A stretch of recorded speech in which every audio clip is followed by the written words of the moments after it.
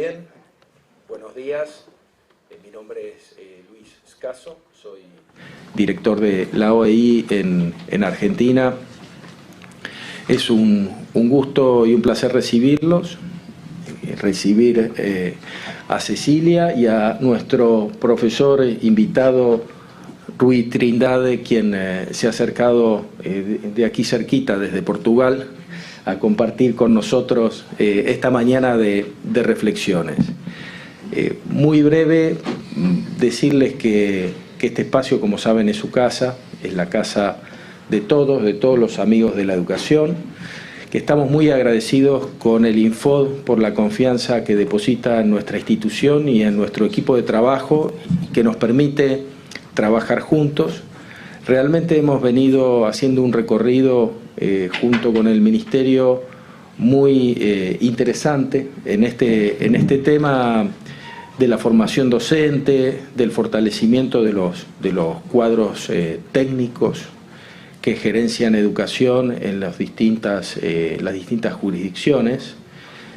Algunos ejemplos de actividades y de iniciativas que se han desarrollado desde el Ministerio de Educación, incluso se han podido transferir a otros países de la región. Recientemente inició una cohorte de proyecto Escuelas de Gobierno con participantes de otros países de Mercosur, creo que de 7 países, 36 personas de otros países. Y en ese sentido agradecemos al Infod la confianza, el respeto, el trabajo mutuo, las ganas de compartir sus iniciativas, no solamente con la OEI, sino en la medida que se generan posibilidades de hacerlo también con otros países de la región. Sabemos que estos temas son temas acuciantes, no solo en la Argentina, sino en la región. Son problemas que nos traen los ministros a las mesas de conferencias de ministros. Y encontramos en este caso y en este día en particular una doble circunstancia. El primero es la temática de la conferencia y del ciclo de conferencias que viene realizando el Infod, sobre el cual no voy a entrar porque tenemos a Rui y está Cecilia también para comentarlo, pero sí quería decirles que la OEI, que cumple 70 años, ha puesto en marcha por primera vez un programa de promoción de la lengua portuguesa, porque teóricamente y en los papeles la OEI es bilingüe, portugués-español, y en los hechos no lo es. Así que en el caso de esta conferencia particular, nos pone muy contentos la posibilidad de compartir con un colega que viene de un país lusoparlante. La OEI recientemente se asoció como observador a la Asociación de Países de Lengua Portuguesa. Y hemos compartido esta noticia y esta novedad con la Secretaría General y con nuestra oficina en Lisboa, que mandan especiales saludos y agradecimientos, en primer lugar al Ministerio de Educación por haber tenido esta grata iniciativa, en segundo lugar al profesor que nos visita, invitándolo a acercarse a nuestra oficina de Lisboa a su regreso para continuar trabajando juntos, y a todos ustedes también por compartirse, que vienen también de distintas provincias, por compartir y estar aquí presentes. Así que muchas gracias y tendremos una excelente mañana de trabajo. Bueno, muchas gracias, Luis. Yo quisiera empezar agradeciendo la confianza y el apoyo de la OEI desde el año pasado, cuando nos acercamos a proponer la idea de este ciclo que llamamos Miradas del Mundo sobre la Formación Docente, que tiene que ver, como lo hemos dicho en cada uno de los encuentros, con abrirnos al mundo, con acercarnos a distintos especialistas, referentes del campo de la formación docente, tanto de la región como de otros países. Ya hemos tenido un invitado español y en este caso Rui Trindade de Portugal, para compartir con nosotros en algunos casos investigaciones, en otros casos debates o experiencias de política educativa, como entiendo que va a ser el caso hoy. respecto de la formación inicial y la formación continua. Es clave poder entender en qué está el mundo en esto, como lo hemos dicho, entendiendo que la formación docente sigue siendo la columna vertebral de cualquier cambio, de cualquier política de mejora de la calidad que se pretenda. Si creemos que la profesión docente es la profesión más importante para el futuro de cualquier país, tenemos que seguir reflexionando, tenemos que poder mirar de frente temas que quizás en nuestro contexto son más difíciles de pensar y que en muchos casos eso que nosotros todavía no podemos pensar está en implementación en distintos países del mundo y probando buenos resultados. Entonces tenemos que salir de las creencias, de los conceptos, de las ideologías o de los preconceptos para poder conocer qué es lo que se ha hecho en otros países. Esto es lo que hoy Rui Trindade va a compartir con nosotros, qué es lo que se ha hecho y en qué medida puede decirse que eso que se ha hecho ha mejorado los aprendizajes de los estudiantes, porque en definitiva eso es lo que está en cuestión, eso es lo que se ha propuesto esta gestión de gobierno en estos 3 años y medio, poner el foco en la mejora de los aprendizajes de los estudiantes, desde ya con inclusión y equidad, pero apuntando a mejorar los resultados de aprendizaje. Y hoy Rui Trindade va a compartir con nosotros qué es lo que ha sucedido en Portugal en este sentido. Agradezco la presencia de autoridades y equipos técnicos de las 24 provincias, ya que hoy después de este ciclo vamos a continuar trabajando justamente sobre las políticas de formación continua en curso en la Argentina. Esta es la 7ª reunión de este ciclo y me permito adelantar 2 invitados de lujo que continuaremos teniendo en los ciclos siguientes. Nos va a acompañar Linda Darling Hammond el 30 de septiembre a través de una conferencia en línea. No va a poder estar aquí con nosotros en este auditorio, pero sí se ha comprometido a hacerlo a la distancia. Es una excelente y muy conocida referente tanto en materia de formación inicial como de formación continua y va a estar compartiendo con nosotros cuáles son algunas de las claves de las políticas de calidad en materia de formación inicial y continua. Y por último, el 7 de octubre va a estar con nosotros François Dubé, que es un especialista muy conocido en la Argentina, un sociólogo que ha trabajado distintos temas, pero en buena medida su trayectoria se ha centrado en distintos temas de la sociología de la educación y va a compartir con nosotros ideas que son bastante conocidas y a través de libros que han sido traducidos en la Argentina sobre la cuestión de la justicia educativa. Así que bueno, con este adelanto quisiera presentar ahora a Rui Trindade, que es doctor y magíster en Ciencias de la Educación por la Universidad de Porto, profesor y miembro del Centro de Investigación e Intervención Educativa de dicha universidad. También forma parte del Consejo de Gestión del Instituto de Evaluación Educativa de Portugal y del Centro para la Educación y la Investigación y la Innovación, el CERI de la OECD.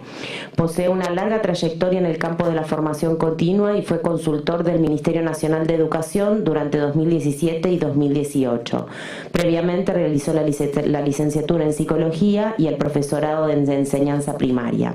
Muchas gracias, Rui, por acompañarnos hoy, por haber venido especialmente para este ciclo, y entonces ahora te dejamos la palabra. Bom dia. Buen día A todos e todas. a todos y todas. Eu tenho muita pena, mas o meu portuñol Lamentablemente mi no es portuñol no suficiente, alcanza portanto, vou para falar que me entiendan, así que portugués, voy a hablar en até portugués para mim é muito mais fácil. y también para que me resulte más fácil expresarme. É um prazer imenso estar Es un placer inmenso estar aquí hoy. partilhar convosco uma y compartir con ustedes Portugal, la experiencia de que é Portugal provavelmente das experiências mais y nuestro sistema educativo, que tiene una experiencia muy interesante y muy buena, la de Portugal, que es un país que que até 1974 en 1974 o hasta ese año tuvo una dictadura política durante 48 años. En el 74, el 25 de abril del 74, ocorre golpe militar que está na origem de uma revolução de caráter tuvo democrático. lugar un golpe militar que tenía como origen, en realidad, el regreso a la democracia, así que hace unos 40 y pocos años que estamos en democracia. Desde el punto de vista de las consecuencias educativas, Portugal era un país que en el 74 tenía alrededor del 30% de analfabetos. Só 4% da população é que chegava ao ensino. Solamente el 4% de la población llegaba a la enseñanza superior. Tínhamos e continuamos a ter Teníamos y seguimos teniendo uma colónia de imigrantes. Há 10 milhões de portugueses. muchos inmigrantes. En Portugal hay 10 millones de habitantes. Portanto, de portugueses espalhados pelo mundo. Y tenemos también portugueses por todo el mundo. O sea, es un país pequeño en la península ibérica. Que sempre viveu sobre intenção com o seu vizinho. Siempre tuvo cierta tensión con el vecino, España. Muito bem. Mas é um país, portanto, que Pero es un pobre, país entonces que era pobre, que había tenido un imperio colonial, 74, com a Revolução Democrática. que después en el 74 llegó la Revolución Democrática Desmorona-se, acaba. y ahí se desmorona ese imperio. E África na Ásia. Y teníamos algunas colonias en África y Asia que luego se indemnizaron, como Angola, Mozambique, y luego empieza a ser un país inminentemente europeo.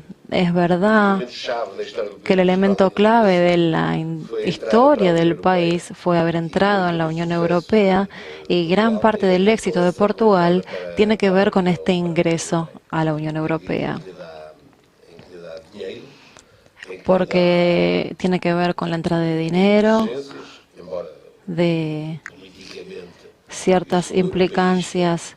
Yo, desde el punto de vista político, soy europeísta, que a União Europeia pero se democratizar, mas independentemente me disto, parece é que verdade independientemente de la democratización de la Unión Europea, Portugal es lo que es por justamente pertenecer a la Unión.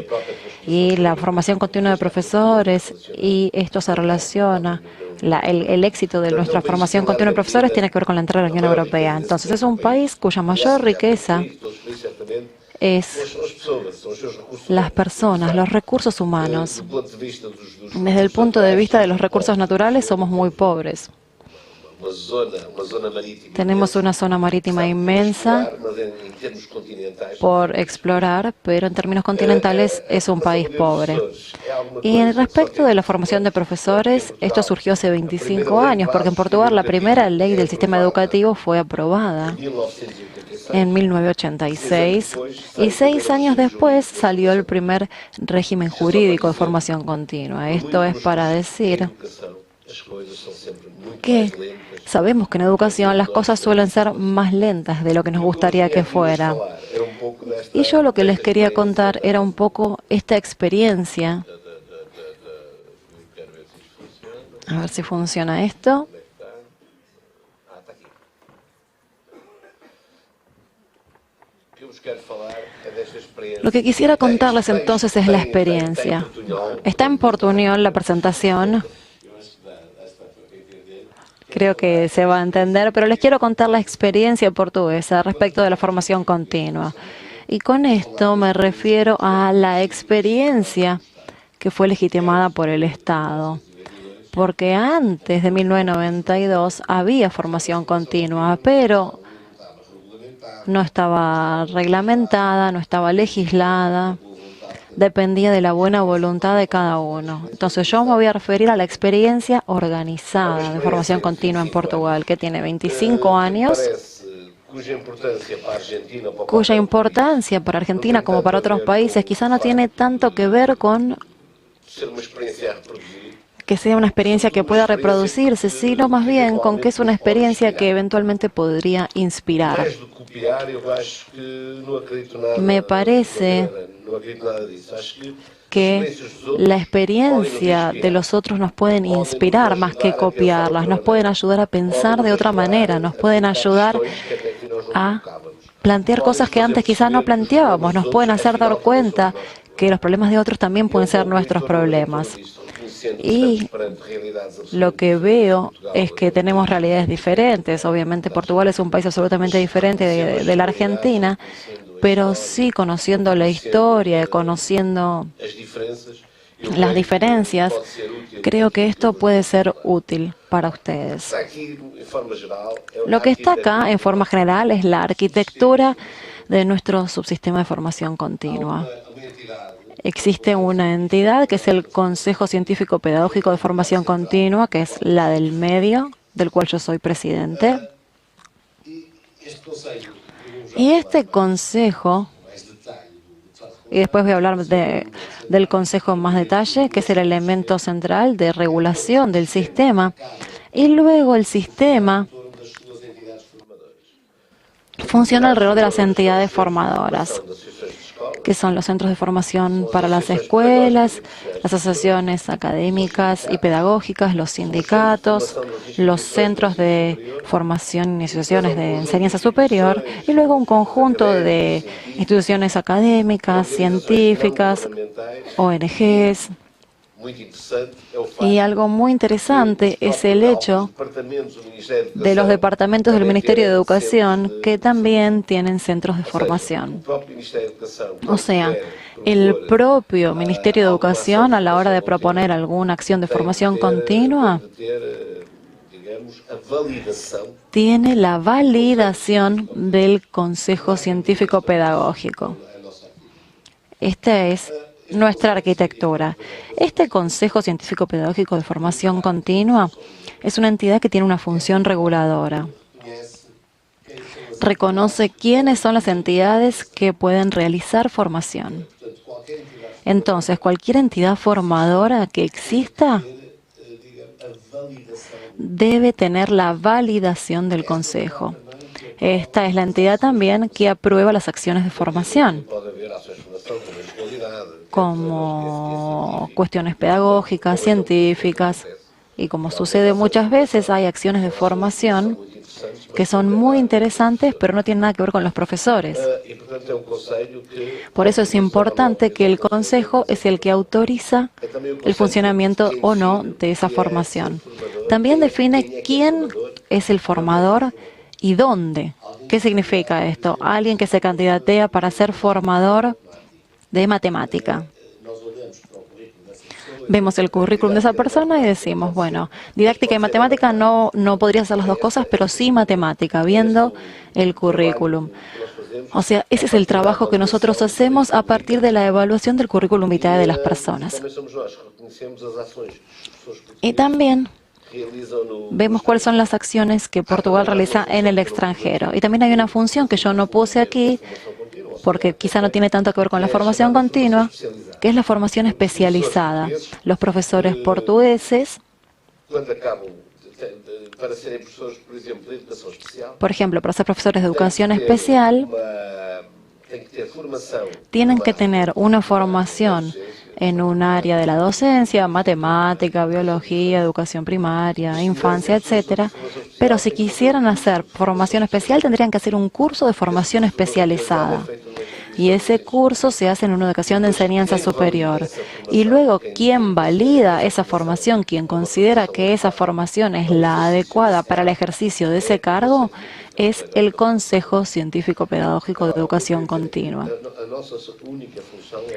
Nuestra única función es regular, verificar si las entidades formadoras realizan aquello que se habían comprometido a hacer. Eso no es nuestra función. Esa es la función de la inspección general, ¿sí?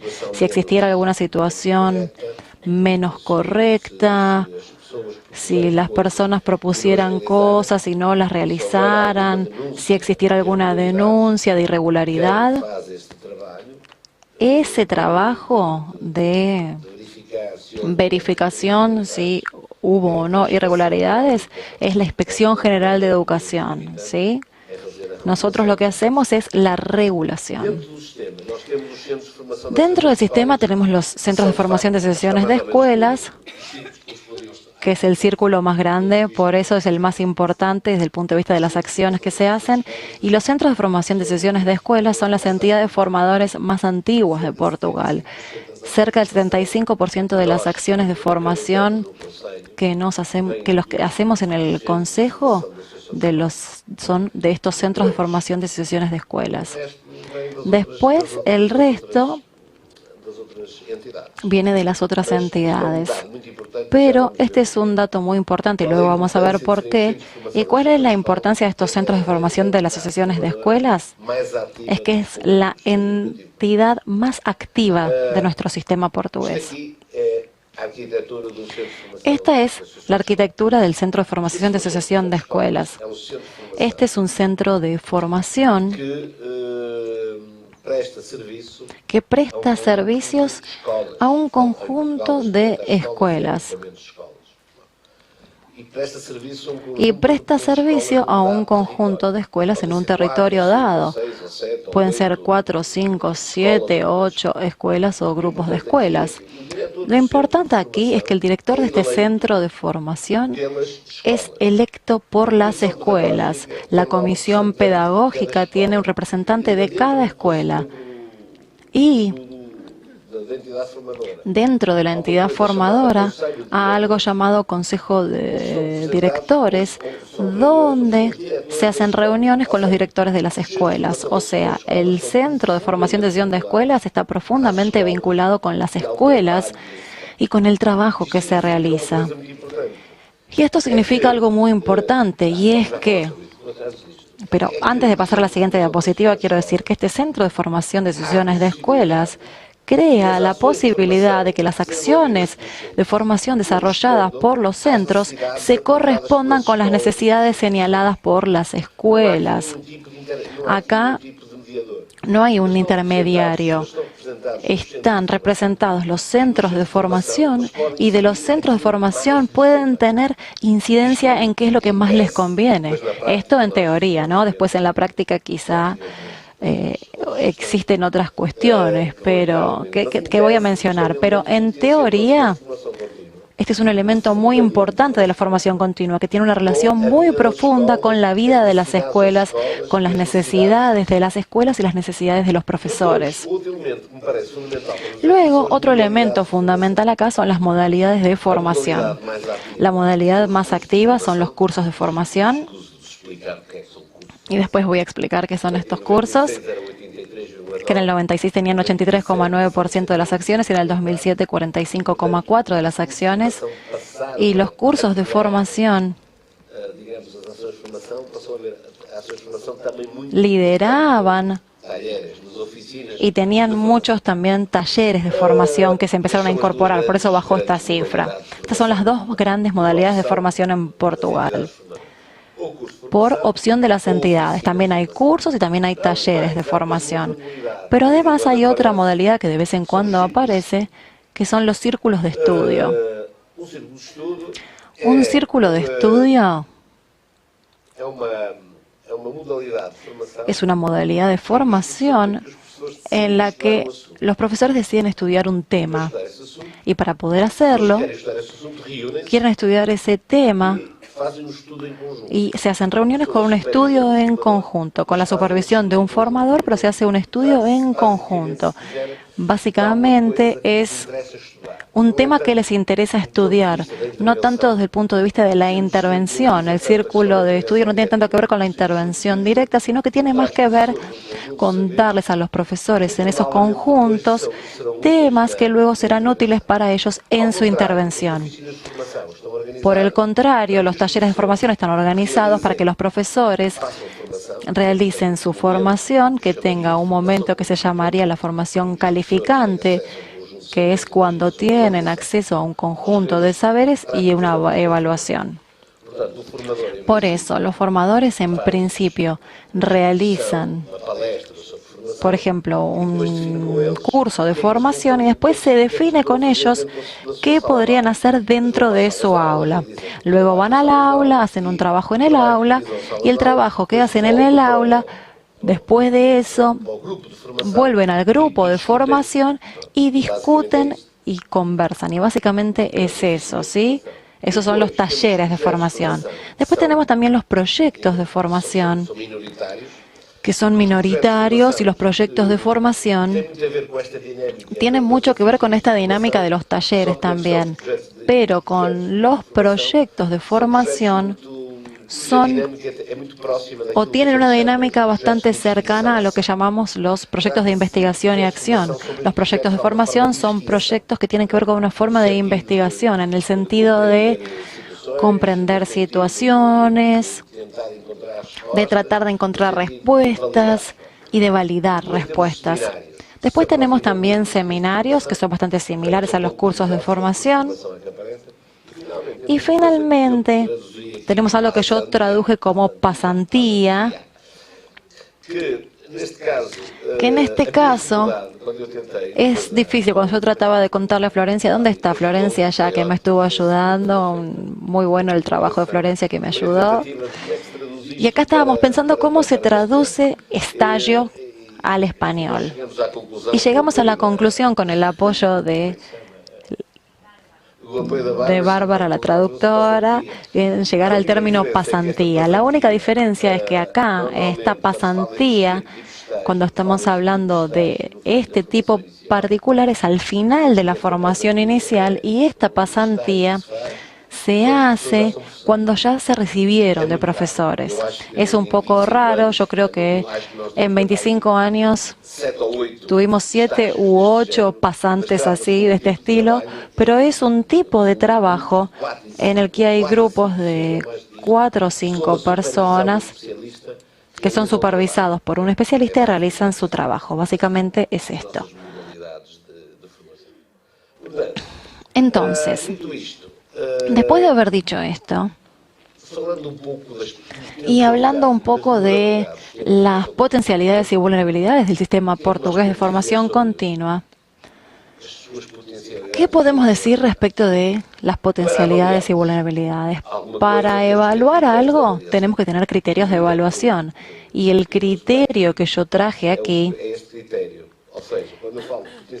o sea, cuando hablamos de potencialidades y vulnerabilidades del sistema portugués de formación continua, yo quiero mencionar el tema aquí que sigue funcionando muchas veces con la lógica como reciclaje, o si ya funciona con la lógica empoderadora. Esto es lo que tenemos que pensar. Entonces, cuando yo hablo de las potencialidades y vulnerabilidades, pongo como referencia estos dos tipos de lógica.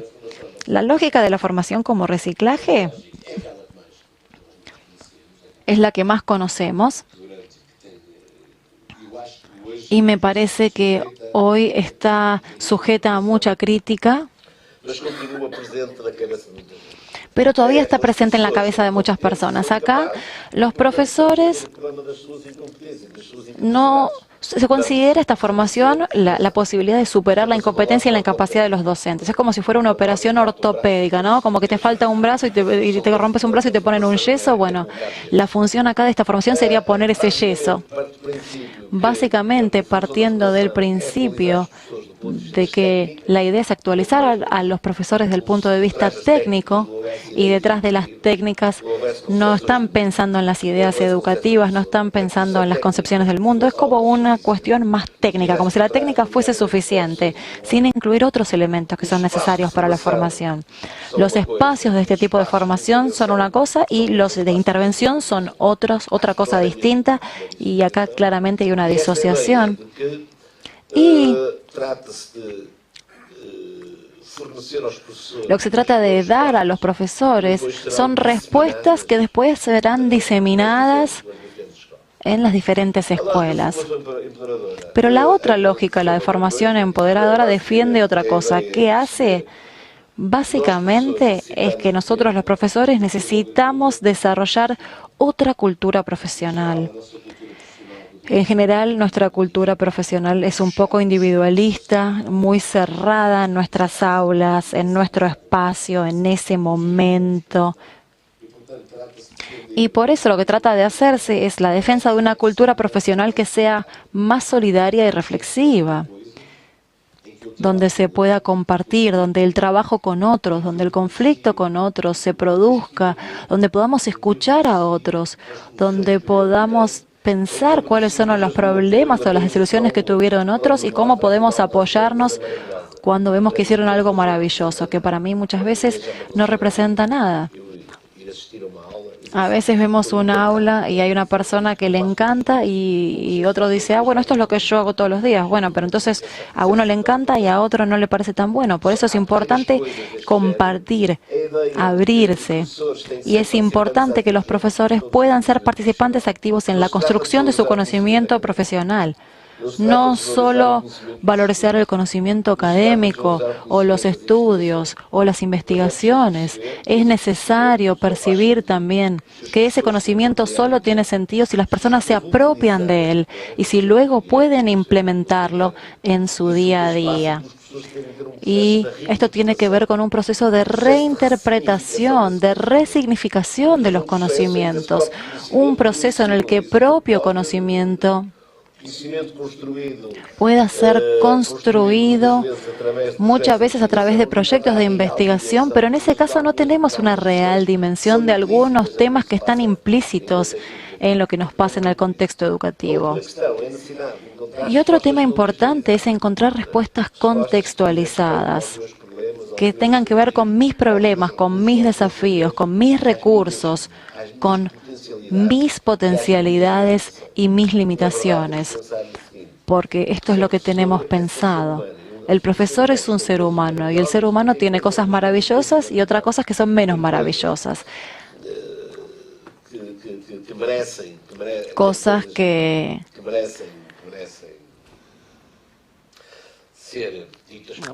vale la pena decir públicamente y otras que tenemos que cambiar. Por eso es importante percibir que acá estamos hablando de ejes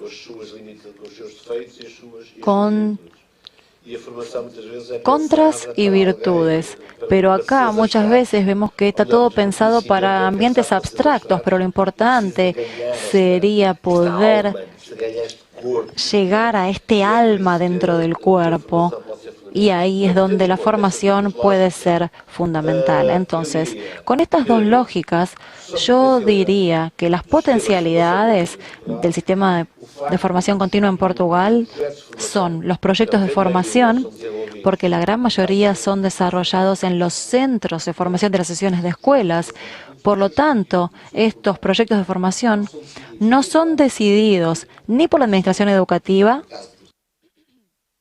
en Portugal está en Lisboa el centro, ni por las instituciones de educación superior. Por lo tanto, las instituciones de formación superior, las universidades, los institutos politécnicos participan de la formación a través de los propios centros de formación.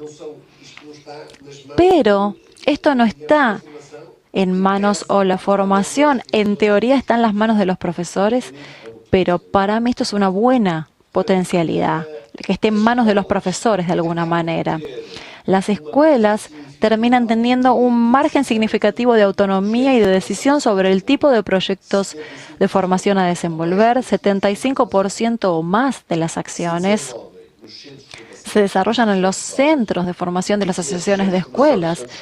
Y estos centros son gerenciados por las escuelas, entonces son las escuelas las que pueden decidir cuál es la formación que más les interesa y cuál es la formación que mejor responde a sus necesidades y sus deseos. Finalmente, las modalidades de formación que les presenté están bastante diversificadas y pueden así responder a las diversas necesidades de formación de profesores. Yo diría que estas tres dimensiones son dimensiones que son potencialidades.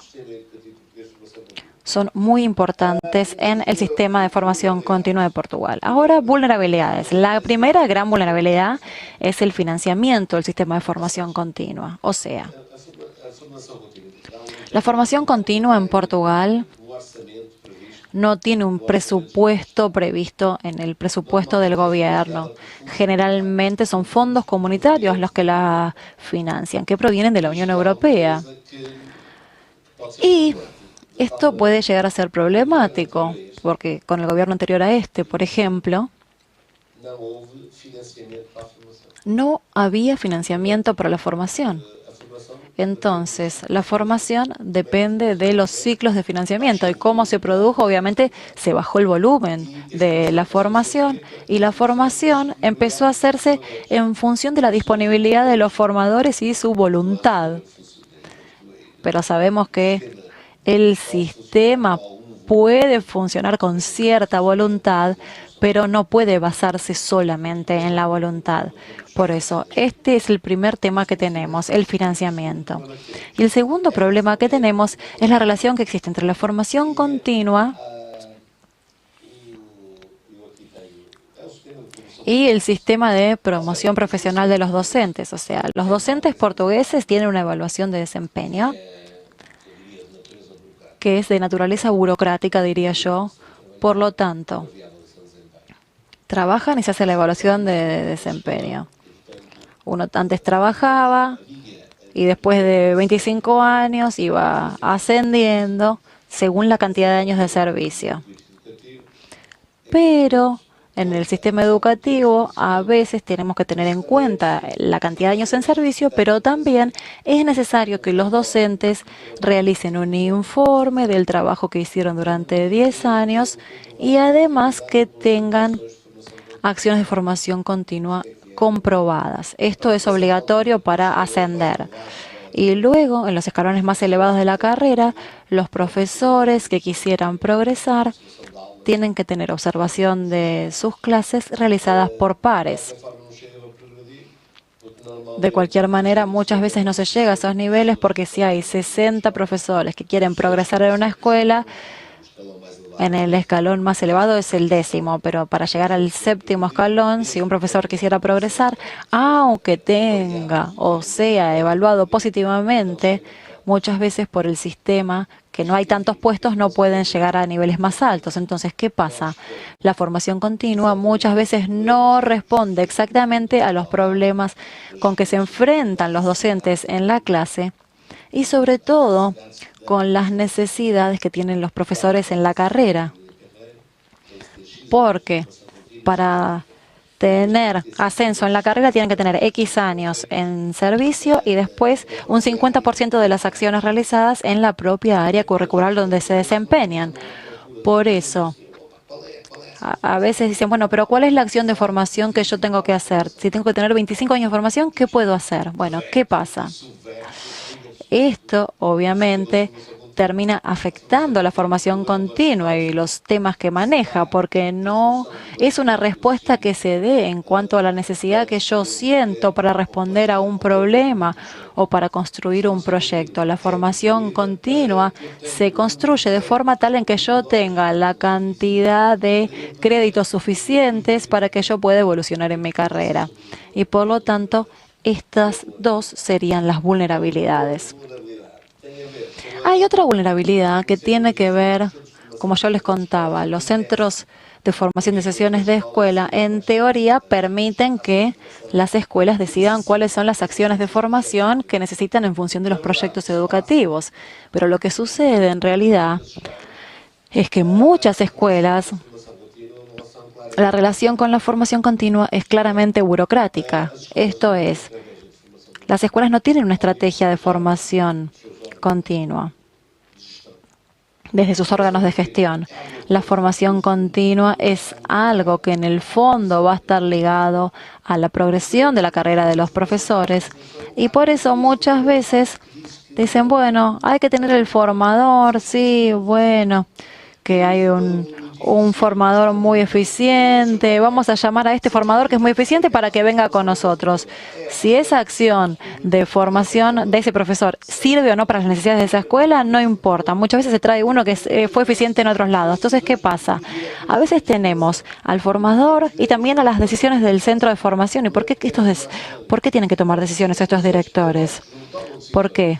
Porque si los directores pedagógicos no toman decisiones, alguien va a tener que definir el proyecto de formación de un centro. Y por eso se crea un problema acá, porque estamos representando a las escuelas en las comisiones pedagógicas, pero se terminan limitando a veces a decir sí o no. Y eso es uno de los grandes problemas, que se limitan a decir sí o no. O sea, muchas escuelas portuguesas tienen en sus manos un instrumento fundamental de la gestión de la formación continua, pero no lo utilizan. Y ese es otro problema. La tercera vulnerabilidad tiene que ver con la idea de que en la formación continua intenta promover la transformación de las prácticas pedagógicas en función, y muchas veces se piensan que está solamente centrada en los métodos de enseñanza. Y la transformación de las prácticas muchas veces se limita a los métodos de enseñanza. Y este es un tema que ahora como presidente del Consejo estoy tratando de abordar. Y les voy a dar un ejemplo. En Portugal, a esta altura, estamos en un momento interno de política educativa que es un momento, ¿cómo decirlo? Un momento auspicioso, un momento de gran transformación, de gran evolución.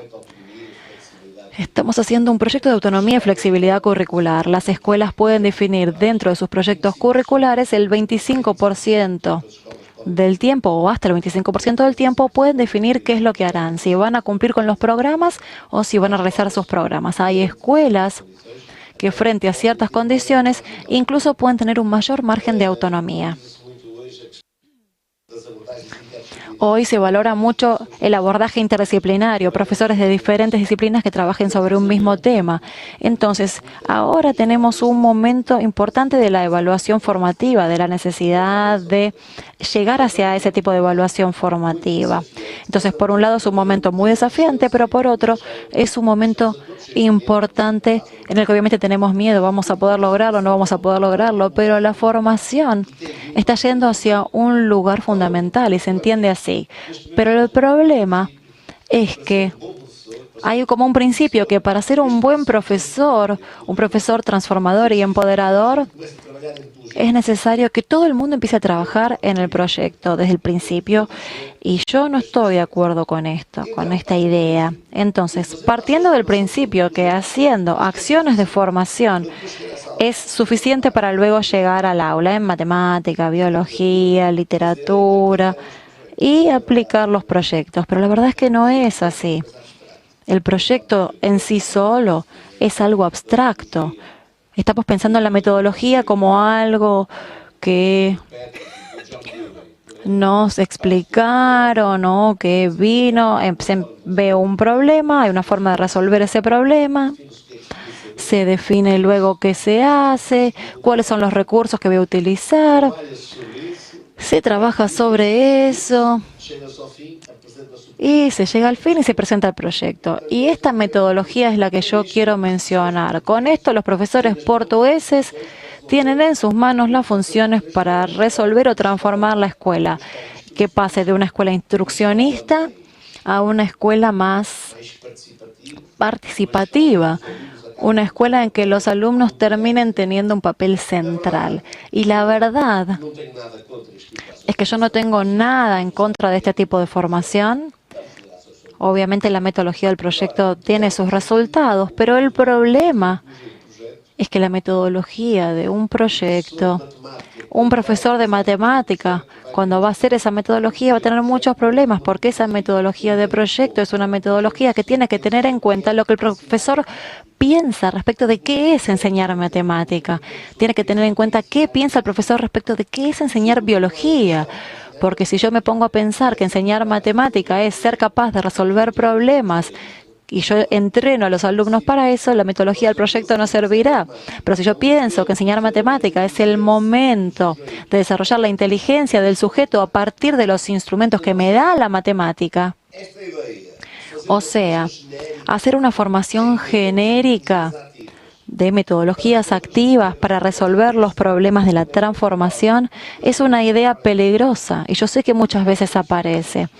Los más tradicionales suelen decir, La metodología es una cosa menor. Lo importante es que el profesor sepa del tema. Llega a la clase, transmite y el problema está resuelto. Y nosotros sabemos que no es exactamente así. Yo soy profesor de enseñanza superior. Tengo colegas. Yo soy profesor de varias cosas. Uno de ellos, de los temas que enseño, es psicología de la educación en la facultad de ciencias. Se forman profesores de matemática allí, de biología, de geología, física, química, para dar clases en secundaria. Y mis colegas de matemática saben de matemática, saben muchísimo de matemática, son especialistas, son grandes nombres de la matemática, pero son pésimos profesores, porque no alcanza con saber matemática. Y también está lo contrario. Obviamente, si no supieran nada de matemática, no podrían dar matemática. Pero saber matemática, para ser profesor de matemática, es una condición necesaria, pero no es condición suficiente. Y la respuesta a esto es esta. Lo importante es la metodología. Y la verdad que no es eso. ¿Por qué? Porque lo que yo quiero traerles acá es transitar de la evaluación formativa o de la evaluación selectiva a la evaluación formativa. No tiene solamente poder construir portfolios o carteras, sino poder percibir por qué es que existe la evaluación selectiva, y hay que entender cuáles son las creencias y los presupuestos conceptuales y las ideas de vida que existen detrás de la noción de la evaluación selectiva. Y la transformación hacia la evaluación formativa implica una redefinición de mi formación. Y acá, esta es una de las grandes resistencias en Portugal. En Portugal no quieren aceptar esto. Hay un hombre muy famoso, Neil Schulman, que es un americano que trabajó sobre cuestiones de formación de profesores, que dijo lo siguiente: la verdad, si hay un profesor, cualquier especialista que tiene un conocimiento, es el conocimiento del contenido pedagógico. Esa es su idea, no es mía. Conocimiento continuo pedagógico. ¿Qué es el conocimiento continuo pedagógico? Es el conocimiento que yo tengo, o es aquello que yo sé que puede continuar con alumnos de edad X, Y y Z. ¿Qué quiere decir esto? Obviamente, un profesor tiene que tener conocimiento académico y científico, sí. Tiene que tener conocimientos de psicología, sí. Tiene que tener conocimientos de administración escolar, sí. Conocimientos del estado de la educación, sí. Pero estos conocimientos solo tienen valor e impacto si luego se transforman en algo dentro del aula que a mí me permita tomar decisiones a partir del trabajo que estoy realizando. Y este es el problema que existe en Portugal, la desvalorización del conocimiento científico en función de la evolución del conocimiento metodológico, partiendo, por supuesto, del conocimiento científico, que es algo de los abordajes más tradicionales, y el conocimiento metodológico tiene que ver con los abordajes más metodológicos. Y esto es algo que estamos desperdiciando conocimiento. ¿Por qué? La metodología del proyecto o el aprendizaje basado en la resolución de problemas puede ser un instrumento fantástico de transformación de las prácticas educativas, pero no es solo la cuestión metodológica, también hay una transformación de mi propia relación con los saberes. Les voy a dar un ejemplo, ya estoy por terminar con esto, pero les voy a dar un ejemplo. Yo tengo mi acción cuando un profesor de mis jóvenes alumnos que se convirtieron en profesores de matemática, física, química, biología. Yo trataba de explicarles una vez qué era el constructivismo. Y mis alumnos no entendían. Constructivismo, profesor, ¿cómo que alguien construye saber si no hay un conocimiento para construir saber? ¿Cómo es posible? Y como que a mí me estaba costando transmitir el mensaje. Entonces, ¿qué hice? Tuve una idea y a la clase siguiente llevé mi material, el material que yo usaba cuando enseñaba en primaria. Y llevé el material que usaba con mis chicos de matemática y se los llevé, y eran juegos de matemática. Entonces dije, ¿Cómo es que un niño o niña llega al conocimiento? Bueno, esto es constructivismo también. Constructivismo es resignificar el saber, comprender la lógica del saber, apropiarse de esto. ¿Entendieron todo? Y cuando estoy juntando todo, viene un alumno que estaba en 4º año de la licenciatura, tenía 4 años de educación superior encima, sabía más matemática de lo que yo voy a saber en mi vida, y se me acerca y me dice: profesor, esta es la primera vez que tengo noción de lo que está diciendo. Yo tengo suficiente matemática y conocimientos, pero si yo no entiendo la lógica detrás de la construcción de ese conocimiento, yo podría ser un matemático brillante, pero difícilmente seré un buen profesor. Cuando lo mismo me pasaba cuando yo ayudaba a estudiar a mis hijos, ¿qué hacía? Leía el libro antes, veía cuál es la dificultad. Bueno, el problema biología, yo veía cuál era, lo leía, organizaba y le explicaba y mis hijos aprendían. Pero yo nunca podría ser profesor de biología, porque yo me estaba limitando a reproducir lo que estaba en el libro de una forma quizá más fácil de comprender. Y por lo tanto, este es un problema, esta idea que tiene que ver con que los métodos de enseñanza son la salvación, son el gran desafío de los profesores. Y obviamente podemos transformar estos métodos y necesitamos transformar los modos de organizar el trabajo en el aula. Pero tenemos que percibir que esta transformación implica también redefinir la forma en la que yo pienso los contenidos y las disciplinas que selecciono. Hay otra creencia en Portugal que ha generado algunas guerras entre directores de formación, que es que no necesitamos a los formadores para nada, basta con que los profesores se pongan a discutir entre sí. Y yo creo que muchas veces los profesores tienen las condiciones de poder discutir sus problemas, pero el gran problema es que a veces necesitan de alguien que venga de afuera y que los interpele, alguien que venga de fuera y los enfoque hacia nuevos problemas, alguien que venga de afuera y les muestre algunas de las dimensiones más interesantes del trabajo y otras que son las menos interesantes de su trabajo. Entonces, es como esta idea de que hay un formador que es alguien que impide la formación de profesores. Algunos piensan eso, y si es verdad que esto es así, es así. A veces hay formadores que impiden la formación de profesores, pero esto no es porque hay que sacar a los formadores de los pasos de formación, porque así no se van a resolver las cosas, porque si las personas quedan encerradas dentro de sus creencias, sus estereotipos y sus preconceptos, ¿cómo van a poder salir de ahí? ¿Cómo van a poder percibir que hay otra forma de pensar? Por eso el tema no está en el formador es fundamental, el tema no está en cuál es el papel de formador, es eso lo que tenemos que pensar. Y voy a darles un ejemplo, a veces las personas, yo tengo una grande práctica de formación en mi historia, yo tengo muchas acciones de formación realizadas antes de llegar a este cargo y muchas veces se decía eso. A veces es absolutamente inútil hacer un grupo de formación. Sí, por momentos, sí.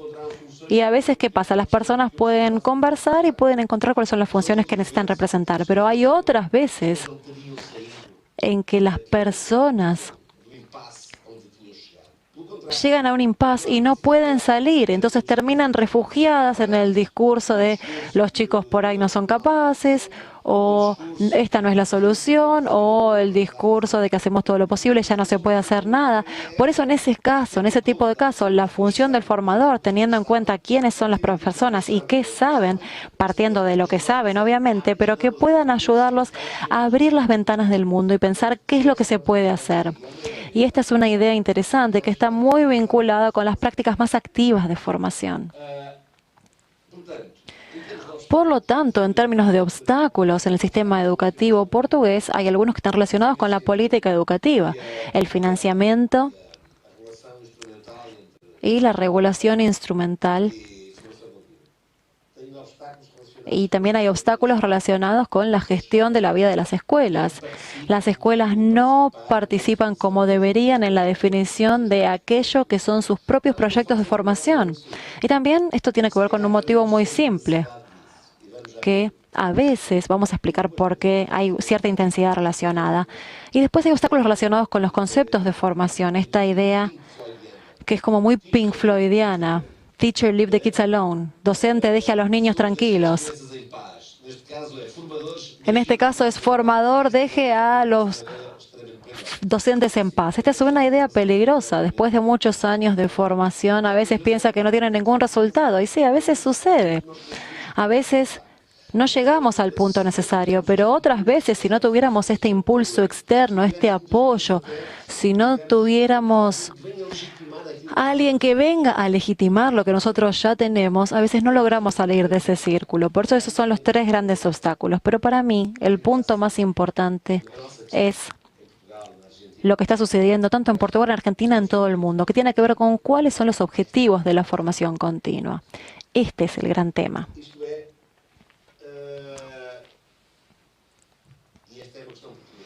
Y este es el tema en Portugal.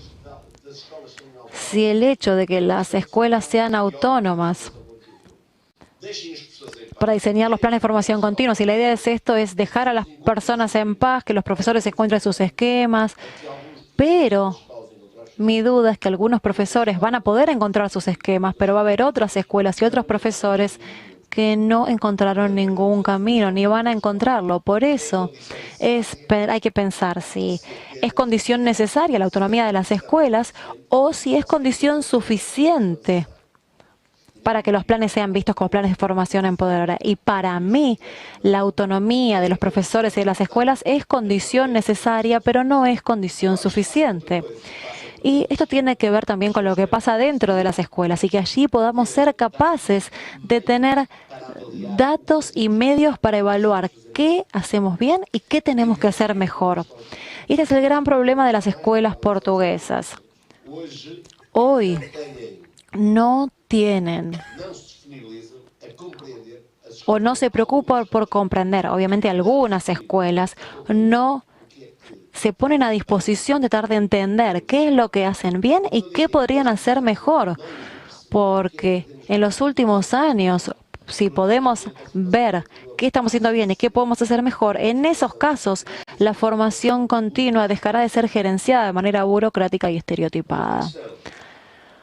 Otra cuestión importante es que es verdad que la lógica empoderadora estamos diciendo que la función de la formación continua es hacer que exista una transformación, una cultura docente que sea más solidaria y reflexiva. Entonces, ¿para qué necesitamos profesores más solidarios y reflexivos? ¿Por qué los profesores deben participar en la construcción de su conocimiento profesional? Los profesores que yo tuve a lo largo de la vida, para aquello que hacían, no necesitaban ser más solidarios y reflexivos. Yo, durante mi formación, cuando empecé desde los 20 hasta los 60, lo hice mi formación en el esquema educativo de un país que vivía en dictadura. Entonces, mis profesores en ese momento no tenían que ser más solidarios y reflexivos y además no podían serlo. Si eran solidarios y reflexivos, probablemente se los llevaban presos en esa época. Pero además, no tenían que participar de la construcción del conocimiento profesional. Estaban limitados a reproducir aquello que tenían que reproducir. Esa vieja historia del siglo XIX, donde un representante del gobierno japonés, cuando Japón se abrió al mundo en el siglo XIX, estuvo visitando los países de Europa para ver cómo podía modernizarse Japón, fue a Francia y se encontró con el representante del Ministerio de Educación francesa y le preguntó, el japonés al francés, ¿cómo saben? Dígame un indicador de que el sistema educativo francés es eficaz. El hombre sacó el reloj de la mochila y dijo, son las 10:15. En este momento, en cualquier escuela del Imperio francés, los niños están haciendo un dictado. Para esto, no necesitamos que los profesores tengan su conocimiento profesional. Entonces, ¿para qué tienen que ser los maestros más solidarios y reflexivos? ¿Y para qué tienen que poder construir su conocimiento profesional? Nosotros sabemos que de esa forma habría que responder estas cuestiones de otra manera y por eso me hago estas preguntas yo. ¿Es posible vivir en una escuela donde la lógica de almacenar y repetir información se superponga a la lógica de la producción de conocimiento? Si esto fuera posible, no tiene más sentido que seamos solidarios y reflexivos, porque construiremos nuestro propio conocimiento profesional. Pero si esto no fuera posible, necesitaríamos una escuela que haga evolucionar a los alumnos. Si nosotros quisiéramos la idea de una escuela con un análisis cultural serio y riguroso, en este caso las personas van a tener que construir su conocimiento profesional. Los profesores van a tener que ser más solidarios y reflexivos. También hay que preguntarse si es posible vivir en una escuela donde las preguntas que se hacen ya tienen todas las respuestas previamente definidas. Es posible que muchas veces el que plantea estas cuestiones es el que ya conoce las preguntas. Por eso, es posible reprimir e ignorar las respuestas encontradas cuando estas no son las respuestas que son las buenas respuestas que los profesores enseñaron. O sea, si yo creo que la escuela sí no es posible, probablemente la formación tendrá que tener a los profesores en un trabajo más solidario y reflexivo, de una naturaleza más abierta. Y esta es mi opinión. Lo que yo creo es que la formación continua sirve para esto, sirve para contribuir para esta transformación, que será una transformación lenta, dolorosa, tensa. A veces vamos a querer desistir, a veces vamos a sentir que no somos capaces, pero esto es parte del juego, es parte de nuestra vida.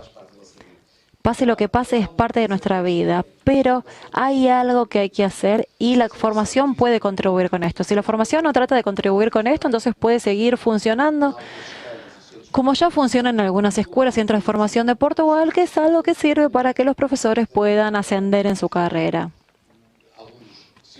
Y por eso los alumnos de los centros de formación no son más ambiciosos por este motivo, ¿no? Y no son más coherentes con aquello que defienden. Porque la pregunta es esta. ¿La formación existe para rehabilitar la instrucción como un modo de acción pedagógica, para hacer que las estrategias instructivas sean mejor recibidas o más humanas? ¿Es para eso? ¿O la idea es que sirva para ayudar a los maestros a encontrar respuestas alternativas a la instrucción como modo de acción pedagógica? Y voy a terminar con algo que no supe traducir, pero igualmente tenemos a la intérprete, que es lo siguiente. Muchas veces cuando hablamos de la crisis de la escuela, estamos pensando en la crisis de los modos de pensar la escuela.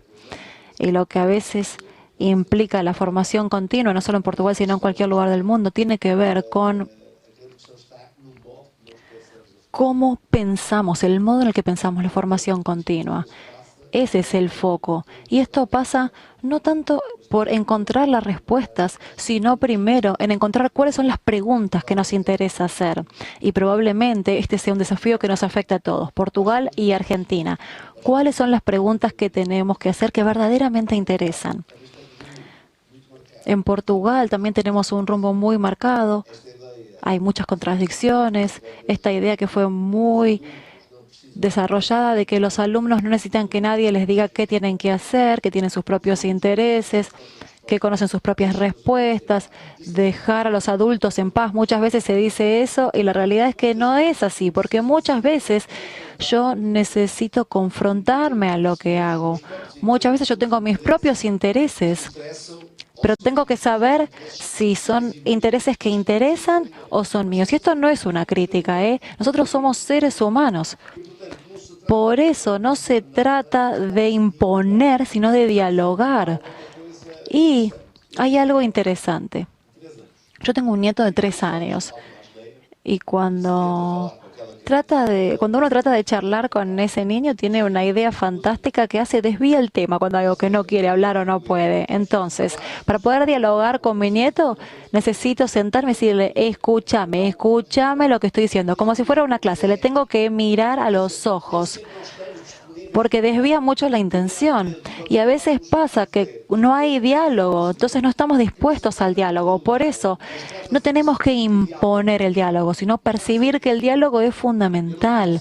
Yo no puedo, incluso frente a un profesor que piensa completamente distinto a mí, tengo que encontrar la forma de dialogar con él o con ella, porque si no encuentro esa posibilidad de dialogar, no voy a poder tener una influencia sobre ese docente. Y esto implica entonces repensar todo el curso de la formación continua y el discurso de la formación continua. Porque el discurso de la formación continua muchas veces es un poco angelical, ¿no? Como que uno está en el cielo donde todos estamos de acuerdo, todos pensamos igual. Y exactamente por esta idea de que pensamos todos que estamos en la misma, ahí es donde surgen los problemas. Muchísimas gracias. E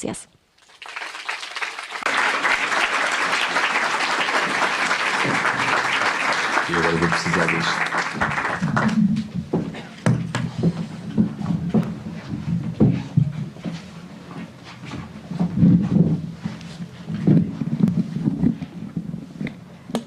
Bueno, muchas gracias, Rui Trindade. Voy a abrir a preguntas, comentarios. Seguro los hay, fue muy sugerente la conferencia, conectada, creo yo, con muchas preguntas también y con las distintas políticas que están en curso en la Argentina. Así que, bueno. ¿Alguien que quiera romper el hielo? Sí, Estela. Podia-me emprestar uma folha? Sí. Precisava de papel, não trouxe papel. Muito obrigado. Gracias.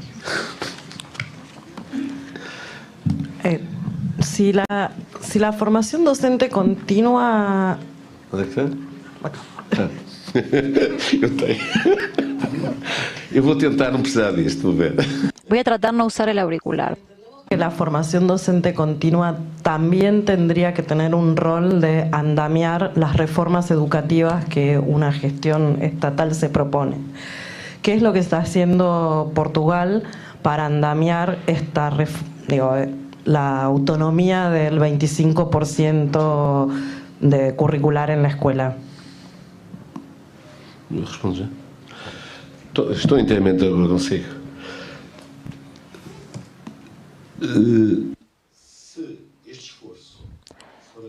Si el esfuerzo viniera solo de la formación continua, no sirve. Tiene que empezar en la formación inicial. Porque algunos problemas que yo vi son problemas que tienen que ver también con la formación inicial.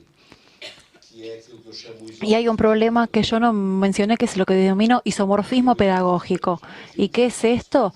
Que es que lo que yo hago como formador, la forma en la que organizo el trabajo, la forma en la que dialogo, la forma en que recomiendo, que evalúo, la forma en la que comprendo las dificultades y las uso para potenciar el diálogo, que es esto que estoy diciendo, que habrá que hacer en el aula, yo también lo tengo que hacer en el espacio de formación. Tiene que haber coherencia entre lo que digo y lo que hago como formador. En el caso de la formación inicial, este es uno de los grandes problemas, que muchas veces tratamos de decir alguna cosa o implementar alguna cosa respecto a las culturas, evaluación formativa, y después no lo hacemos como profesores. Y este hecho es un problema. Y el esfuerzo de esta transformación es un esfuerzo que no podemos responsabilizar solamente a la formación continua. La formación inicial tiene que tener un papel fundamental, porque la formación inicial es el primer momento de socialización profesional, es el momento clave. No resuelve todo. Podemos tener una formación fantástica, una formación muy bien realizada, y después llegamos a las escuelas y la realidad no tiene nada que ver con lo que se trabajó allí. Pero este momento de socialización profesional, de crear entusiasmo por la profesión, de crearle un sentido a la profesión, es clave. Así que coincido. Gracias.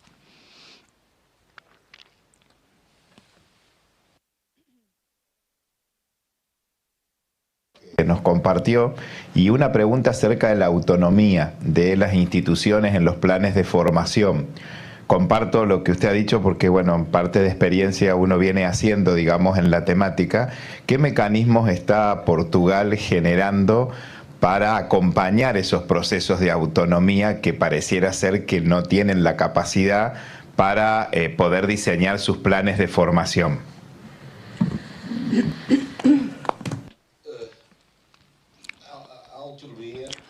La autonomía, en mi opinión, no es un dato adquirido. Es un momento clave, es un estadio. Yo tengo que trabajar hacia la economía, es un recorrido que hago, ¿sí? Eso me parece una aclaración importante. La experiencia portuguesa muestra lo siguiente. Las escuelas que ya tenían otras formas de trabajo, otros proyectos, cuando llegaron a este momento, están, desde el punto de vista de tomar decisiones capaces y sustentadas, están en un punto superior a las demás escuelas, que las otras escuelas no tienen. Y esto me parece que está muy bueno y es muy respetable. No podemos partir del principio de que sale un decreto de ley que dice: ustedes tienen el 25% para usufructuar de la economía. Y ahí inmediatamente uno se pone a hacer algo autónomamente. No es así. Nadie quería eso. Que me digan lo que tengo que hacer, decía mucho. Pero había otras escuelas que decían: excelente, esto nos va a ayudar. Entonces, es necesario comprender que este es un camino. Y lo único que yo espero y por lo que rezo todos los días, especialmente porque hay elecciones en octubre en Portugal, es que la política educativa continúe en este mismo camino. Porque el próximo gobierno, la idea es que pueda cumplir con este mismo camino de política educativa. Porque este es un esfuerzo y una inversión de muchos años lo que estamos haciendo. Y por eso es importante verificar la importancia que esto tiene para las escuelas, que entiendan que lo pueden hacer, que existen dificultades, pero es un aprendizaje que implica y que tiene a la formación continua como pieza clave. Es un aprendizaje que debe ser acompañado, donde los profesores deben ser ayudados, donde las escuelas deben ser valorizadas también. Y este puede ser el papel importante de la formación continua en este proceso de apoyar a las escuelas a que puedan hacer su propio camino hacia la autonomía, porque es un camino a recorrer. No sé si te respondí.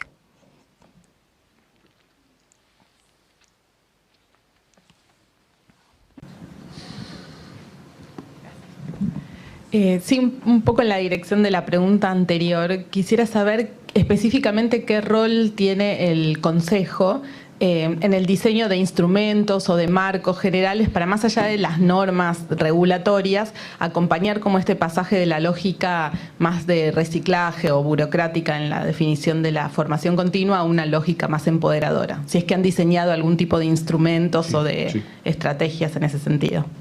Muito obrigado pela questão. Gracias, sí. El Consejo, yo soy presidente desde el año pasado del Consejo, hace un año. Cuando yo llegué, ya existía lo que yo les conté de los cursos de formación, los talleres de formación, esas modalidades ya existían y era algo muy claro respecto de qué es y qué sirve, para qué sirve cada una de esas modalidades. El Consejo, en relación con la política educativa, tuvieron cambios que fueron acompañados por cartas donde nosotros explitábamos cuáles eran los criterios, qué pensábamos, y esas cartas implicábamos mandarlas, dejábamos que trabajaran por un tiempo y hacíamos reuniones directas con los propios directores de los centros. Fue así. Ahora lo que me parece es que el contacto directo con los directores es fundamental y más probablemente, y esta es la decisión que nosotros pensamos tomar, respecto de la posibilidad de tomar algunos proyectos piloto que valga la pena divulgar, no en el sentido de cópienlos, sino en el sentido de mostrar qué se hizo. Mostrar, por ejemplo, la importancia de la dimensión científica pedagógica, mostrar cómo es que la evaluación formativa puede hacer que evolucionen los profesores de matemática, física, química de ese grupo, cómo se puede trabajar más directamente. Y el Ministerio hizo algo muy interesante que permitió que hasta el final del año que viene, en Portugal, no sé si acá en Argentina es así también, ahora están de vacaciones, acá ahora, nosotros ahora estamos de vacaciones, estamos de septiembre a junio, ese es nuestro año lectivo. ¿Ustedes es como Brasil?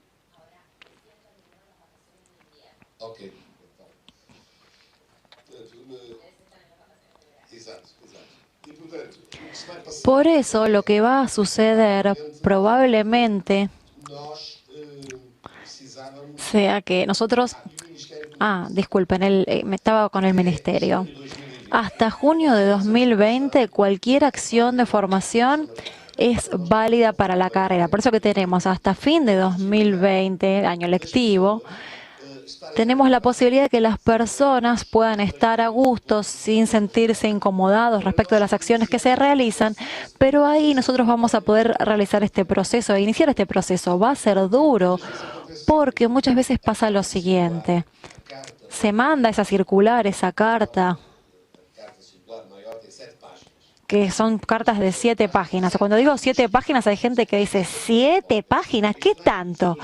Y es raro que a los profesores les parezca mucho 7 páginas, pero bueno, en cualquier caso, hubo profesores que les pareció súper interesante la carta y a veces necesitamos el cara a cara con ellos, porque lo que nosotros escribimos ahí muchas veces no es interpretado de la misma manera, no porque sean ignorantes, sino porque tienen su propia experiencia de relación con las palabras que no es exactamente la misma que la nuestra. Entonces, este va a ser un año de gran esfuerzo para nosotros en el sentido del trabajo de hacer algo más directo y no con grandes grupos. Vamos a trabajar con grupos pequeños para poder avanzar en este sentido. Pero es complicado porque esta visión de que las metodologías o las ontologías son suficientes para la formación es algo que está muy enraizado. Va a ser difícil cambiar un poco esta situación. Y sabemos que en un año no vamos a hacer todo el cambio de metodología o de enfoque, pero es algo que tenemos que hacer.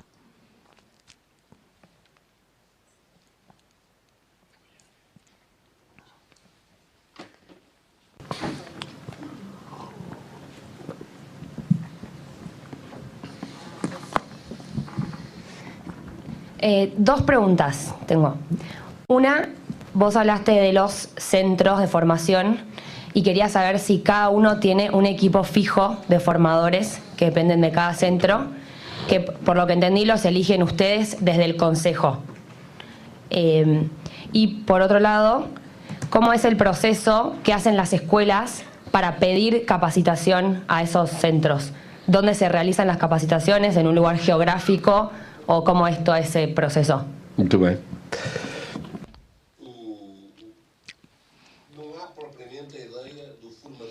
La idea de formador relacionado con el centro no es uno solo, ¿sí? Yo puedo trabajar con varios centros, pero hay un núcleo duro de formadores de los diversos centros. Con el paso de los años fueron construyendo núcleos duros, pero no es que haya una relación uno a uno, relación contractual donde ganen dinero por la formación que hagan a nivel contrato, sino que trabajan por acción, ¿sí? Pero la realidad es que los centros de formación tienen formadores que son relativamente fijos, porque ya sabes que cuando haya una acción de formación en el área de evaluación de niños en primera infancia, sabemos que le van a ir a golpear la puerta a este señor y este señor va a estar disponible. Y también pasa otra cosa. Yo puedo proponer una acción de formación a mi centro, yo formador, yo Rui Trindade, propongo a mi centro de formación una acción de formación y esta acción puede ser realizada en otro centro de formación también por otro formador, siempre que esté acreditado por nosotros como capaz, ¿sí? Existe esta posibilidad también. El segundo tema, las escuelas. ¿Cómo es que esto debería funcionar? Las escuelas a nivel de consejo pedagógico deberían tener una sección de formación continua. Y la idea sería que no es tanto definir el proyecto de formación, sino más bien que la escuela sea responsable de construir ese proyecto de formación. ¿Y qué quiero decir? Que tienen que dialogar con los profesores, tienen que dialogar con los resultados, tienen que verificar. Tenemos acá un conjunto de problemas con los niños o niñas de determinado medio social. Nuestro porcentaje de niños que no aprenden a leer a la edad correcta está alrededor del 30%. ¿Qué vamos a hacer al respecto? Entonces, esto no es solamente formación continua, sino es algo que pasa dentro de la escuela. Si la escuela tiene la discusión correcta, esto va a impactar la forma en que la escuela definirá el proyecto de formación. El problema es que muchas escuelas dicen, bueno, no hay nada que hacer, listo, son niños de franjas pobres, ya está, esto fue siempre así, ahora van a venir los de educación a decir que esto cambia, no es así. Pero si no discuten, esto termina teniendo efectos o un impacto en la formación que se realiza no con nuestros problemas, sino que responde a las necesidades de los profesores. O sea que el problema no está en el centro de formación ahí. El centro de formación está organizado de forma tal en la que pueda ser un elemento potenciador. El problema está en las escuelas donde esta reflexión no se hace. Por ejemplo, en Portugal tenemos exámenes en el 9º año, que es antes de entrar a la secundaria, es el 9º año.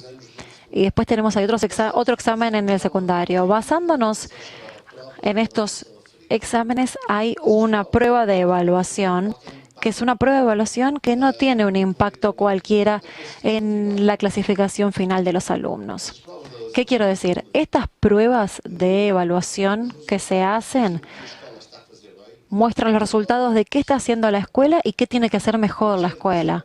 El Ministerio de Educación, este ministerio, logró que el IAB, el Instituto de Evaluación Profesional, hiciera por escuela y por alumno, a través de un sistema increíble, información sobre los puntos fuertes y los puntos débiles de los alumnos. ¿Para qué? Con esto las escuelas pueden tomar conciencia de qué hacen bien y qué deben mejorar. Pero esto es algo que hay que discutir y el problema es que la mayoría de las escuelas portuguesas no lo hace. Si lo hicieran, probablemente esto tendría implicaciones en el modo en el que afecta el plan de formación. Pero como esto no se hace, el plan de formación es aquel que muchas veces ni siquiera lo hace la escuela, sino el director del centro. Es el propio director del centro que va, discute con los directores, con los profesores, conversa con ellos y crea ese plan de formación que funciona como si fueran clientes y muchas veces no en función de los desafíos que tiene esa escuela, sino de las necesidades de un profesor en especial. Y eso no es una mala noticia, no sé si mala noticia para Portugal, ¿no? Pero lo que tenemos que ver acá es que con 25 años de formación, la evolución que tuvimos fue muy interesante para mí y a pesar de esto seguimos teniendo problemas. Entonces, seguimos teniendo problemas y dificultades de esos problemas, ¿sí? Me voy a permitir una pregunta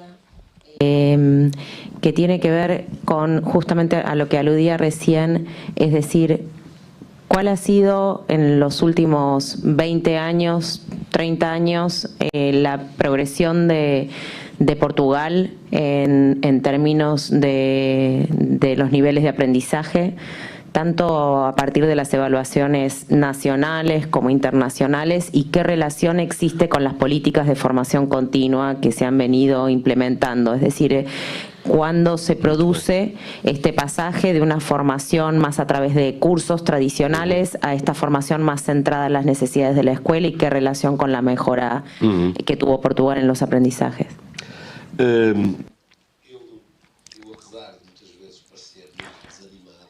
Voy a decir una cosa que puede llegar a desanimar un poco a ustedes respecto de lo que pasa en Portugal, que es así. Obviamente hubo un progreso claro en Portugal y en el 74 teníamos 30% de analfabetos, lo digo nuevamente, y hoy el analfabetismo está prácticamente reducido a quizás los más viejos, a las personas más viejas. Está alrededor del 5%. O sea que sí hubo un progreso claro. Pero cuando yo empecé a trabajar en el 79, yo quería convencer a los padres de mis alumnos de matricularlos en el 5º año de escolaridad. En el pueblo donde yo trabajaba, la mayor parte de los padres, yo les decía, la escuela era obligatoria, pero los niños llegaban al 4º año y gran parte de ellos se iban a trabajar ya.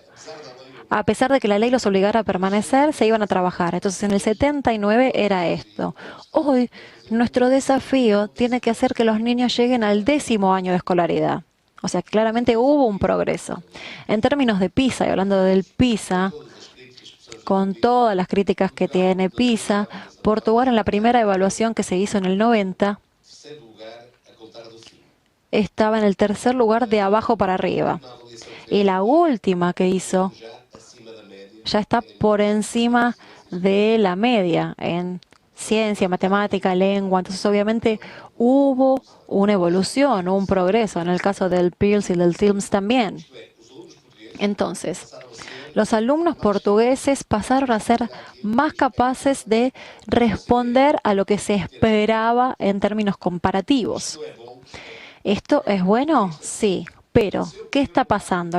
¿Esto por qué pasa? En primer lugar, porque empezamos a reprobar menos alumnos. Y esto es extraño. A partir de ahora, la reprobación, que era una práctica docente normal y aceptable, a partir de la década del 90 pasó a ser una práctica que cuando reprueba al alumno, el profesor debe responder. ¿Por qué lo hizo o qué hizo para que ese alumno pudiera mejorar? O sea, ¿qué podría haber hecho? Entonces, ¿qué pasó? Esto es algo que se instaló. Y en este caso, las respuestas a esto muchas veces no eran muy buenas. Muchas veces la respuesta era capacitar a los niños o niñas. Y ahí se ve una diferencia. ¿Y saben qué pasó con el PISA? El PISA... La prueba PISA son pruebas que se hacen a los 15 años de edad. A los 15 años que se hace en Portugal la prueba PISA, en Portugal tiene que estar en el 9º o 10º año, grado sería. Entonces, como había una política de reprobación que no se hacía, había muchos niños en 7º año de escolaridad, entonces cuando ya llegaban a PISA, ¿qué pasaba? Como el hecho de no haber reprobado significa que tenían más oportunidades. Claramente hubo también más entrenamiento, más evaluaciones y más entrenamientos. Pero ¿saben qué? Este rechazo a aceptar que la reprobación de los alumnos es algo inevitable tuvo mucho que ver. Y voy a explicarles qué hago cuando un alumno empieza a mostrar dificultades de aprendizaje. La escuela hoy tiene medios para tratar de identificar y encontrar respuestas para eso. A veces las respuestas no son las mejores, pero por lo menos está ese esfuerzo. Y esto me parece muy interesante. En la formación continua, como pasamos a estar mucho más atentos al tema de la evaluación, a las respuestas a las dificultades de aprendizaje, y no siempre la formación es de calidad, pero el hecho de que esto sea una prioridad ahora fue un elemento fundamental en los cambios. Nuestro problema hoy en Portugal es que mejoramos en PISA, mejoramos en las pruebas internacionales, tenemos cada vez más alumnos que llegan a la secundaria. Entonces, ¿por qué tendríamos que cambiar? Nos preguntan. ¿Por qué tiene que cambiar la política educativa? ¿Por qué tiene que haber autonomía y flexibilidad curricular? Porque nuestros alumnos portugueses mejoraron mucho en algo que es la capacidad de reproducir información. Antes eran solo una minoría y ahora la mayoría, pero seguimos siendo alumnos reproductores, o sea, todo aquello que muestra la realización de tareas que hicieron en el aula normalmente son modificadas. Todo aquello que es la reproducción de información, todo bien. Todo lo que tiene que ver con la resolución de problemas, intento de buscar estrategias propias para responder a los problemas, lo que tiene que ver con el punto de vista del trabajo de comprensión y de tratar de crear cosas de un carácter más creativo en cuanto de más seguridad, ahí seguimos teniendo un gran problema. Por eso, este cambio que está tratando de implementar la nueva política es un cambio que está relacionado con la necesidad de... Estamos en un mundo en el que no alcanza con reproducir información. Por eso, este es el camino que vamos a tener que recorrer. Y este es el camino que yo espero que para poder lograrlo se va a necesitar una formación continua en la que las escuelas sean más participativas y una formación continua donde también los propios formadores tengan que asumir un papel distinto. Probablemente vamos a reducir la cantidad de formadores porque no todos los formadores van a servir para este nuevo cuadro que vamos a implementar aquí. Claro que el sistema que vamos a implementar, por ejemplo, la formación a distancia, son cosas que también vamos a iniciar ahora.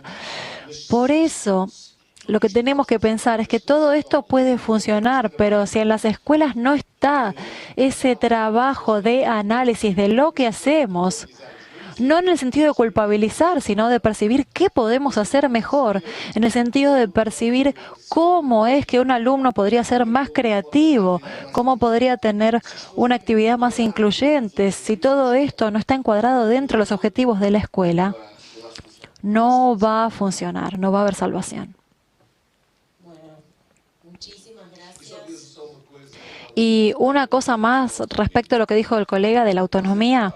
Nosotros en Portugal, y ahora va a hablar el sindicalista, el yo sindicalista. Yo fui dirigente sindical,